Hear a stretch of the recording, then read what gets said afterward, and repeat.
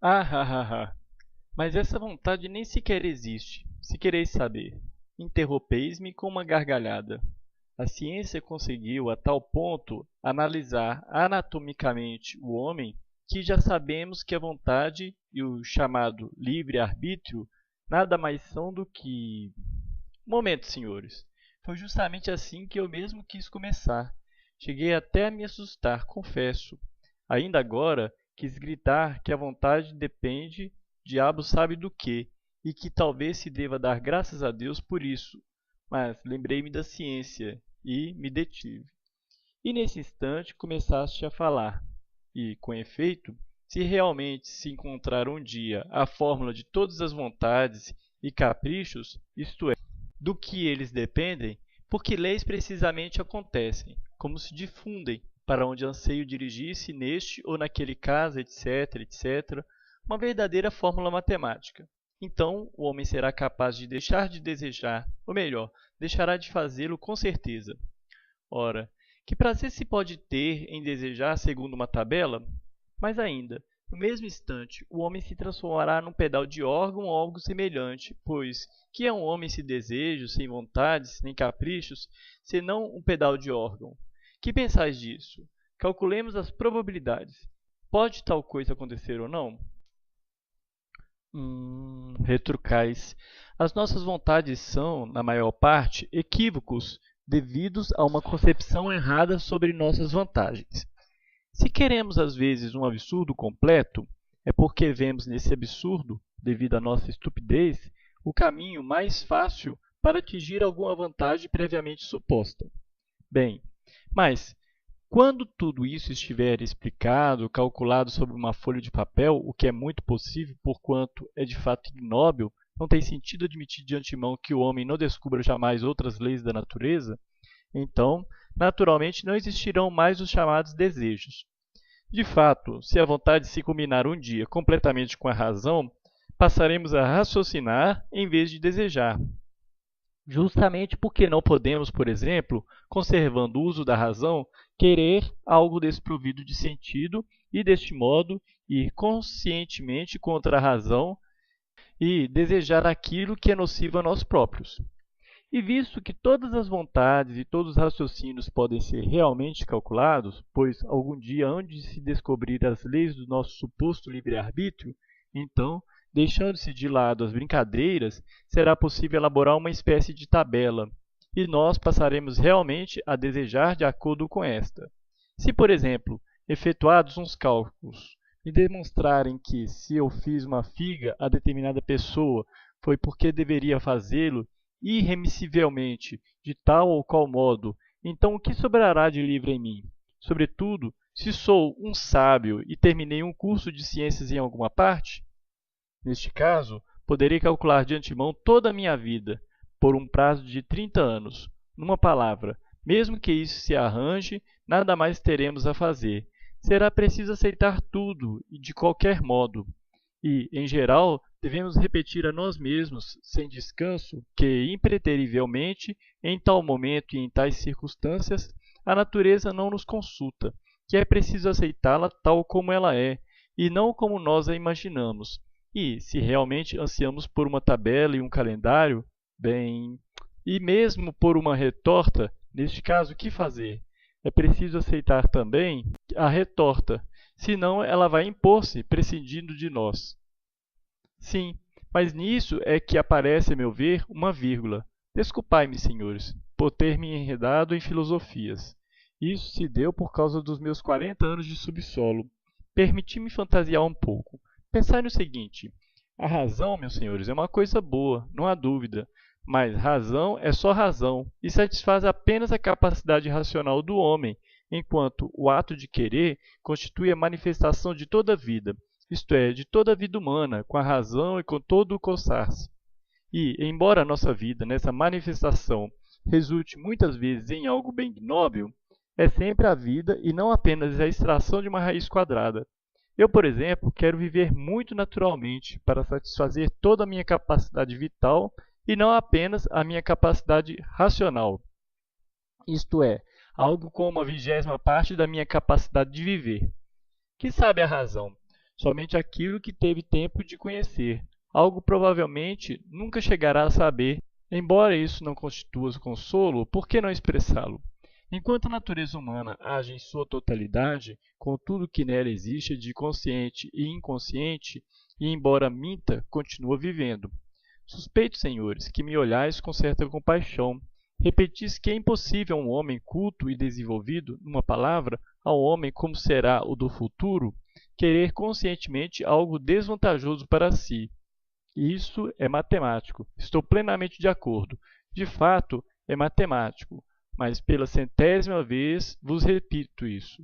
Existe um único caso, sim, apenas um, em que o homem pode intencional e conscientemente desejar para si mesmo algo nocivo e estúpido, extremamente estúpido até, ter o direito de desejar para si mesmo algo muito estúpido, sem estar comprometido com a obrigação de desejar apenas o que é inteligente.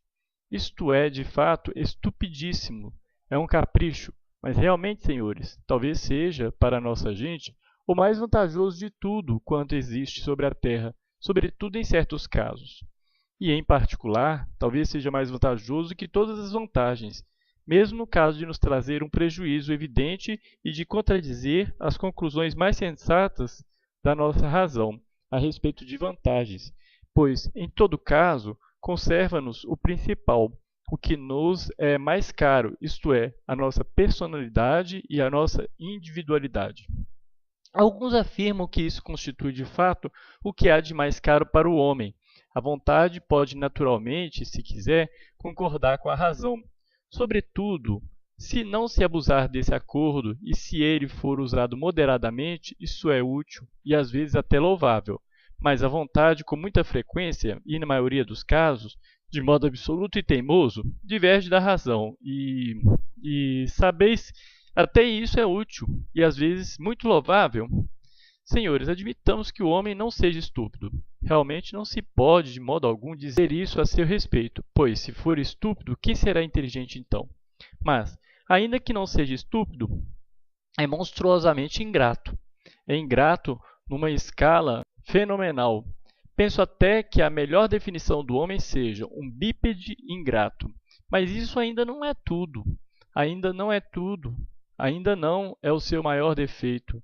O seu maior defeito é a sua permanente imoralidade. Sim, permanente, desde o dilúvio universal até o período Sleve-Holsteiniano dos destinos humanos.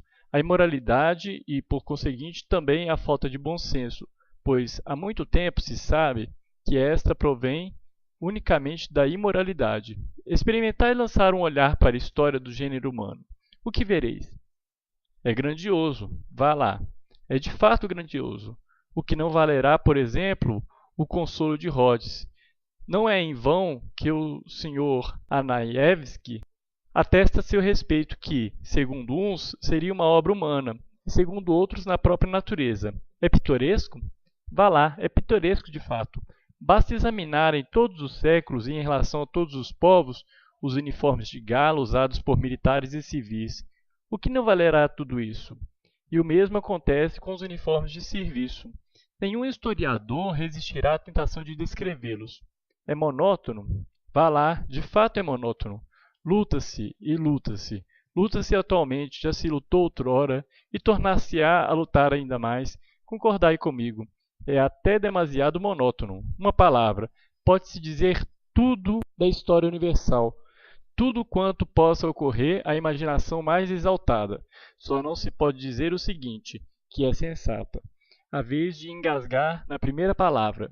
E aí está até o que a todo momento se dá. Surgem continuamente homens de bons costumes, sensatos, sábios e amantes da espécie humana, que têm justamente como objetivo portar-se a vida toda do modo mais moral e sensato, iluminar, por assim dizer, com sua pessoa, o caminho para o próximo, e precisamente para demonstrar a este que de fato se pode viver de modo moral e sensato. E então, é sabido que muitos desses amantes da humanidade, cedo ou tarde, às vezes no fim da existência, traíram-se, dando motivo a anedotas às vezes do gênero mais indecente até.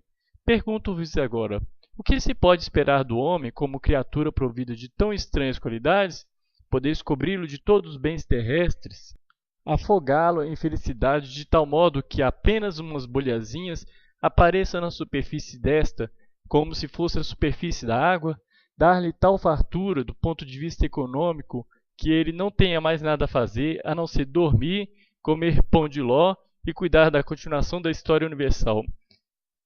Pois mesmo neste caso, o homem, unicamente por ingratidão e pasquinada, há de cometer alguma ignomínia. Vai arriscar até o pão de ló e desejar intencionalmente o absurdo mais destrutivo, o mais antieconômico, apenas para acrescentar a toda essa sensatez positiva o seu elemento fantástico e destrutivo. Desejará conservar justamente os seus sonhos fantásticos, a sua mais vulgar estupidez, só para confirmar a si mesmo, como se isso fosse absolutamente indispensável, que os homens são sempre homens e não teclas de piano, que as próprias leis da natureza tocam e ameaçam tocar de tal modo que atinjam um ponto e que não se possa desejar nada de fora do calendário. Mas ainda, mesmo que ele realmente mostrasse ser uma tecla de piano, mesmo que isso lhe fosse demonstrado por meio de ciências naturais e da matemática, ainda assim ele não se tornaria razoável e cometeria intencionalmente alguma inconveniência, apenas por ingratidão e justamente para insistir na sua posição. E no caso de não ter meios para tanto, inventaria a destruição e o caos, inventaria diferentes sofrimentos e, apesar de tudo, insistiria no que é seu, lançaria a maldição pelo mundo e, visto que somente o homem pode amaldiçoar, é um privilégio seu, a principal das qualidades que o distingue dos outros animais. Provavelmente, com a mera maldição, alcançaria o que lhe cabe, continuaria convicto de ser um homem e não uma tecla de piano. Se me disserdes que tudo isso também se pode calcular numa tabela, o caos, a treva, a maldição, de modo que a simples possibilidade de um cálculo prévio vai tudo deter, prevalecendo a razão, vou responder-vos que o homem se tornará louco intencionalmente para não ter razão e insistir no que é seu. Creio nisto, respondo por isso, pois, segundo parece, toda a obra humana realmente consiste apenas em que o homem, a cada momento, demonstre a si mesmo que é um homem e não uma tecla, ainda que seja com os próprios costados, mas que o demonstre, ainda que seja como um troglodita, mas que demonstre, e que depois disso, como não pecar, como não louvar o fato de que isto ainda não exista e que a vontade ainda dependa o diabo sabe de quê? Gritais, se ainda vos indignais a dirigir-me o grito, que, no caso, ninguém me priva da minha vontade, que todos se afanam a fim de que, por si mesma, por própria iniciativa, minha vontade coincida com meus interesses normais, com as leis da natureza e com a aritmética. Senhores, como é que se pode ter, no caso, sua própria vontade, quando se trata da tabela e da aritmética, quando está em movimento apenas os 2 e 2 são 4? 2 e 2 são 4 mesmo, sem a minha vontade. Acontece, porventura, uma vontade própria desse tipo?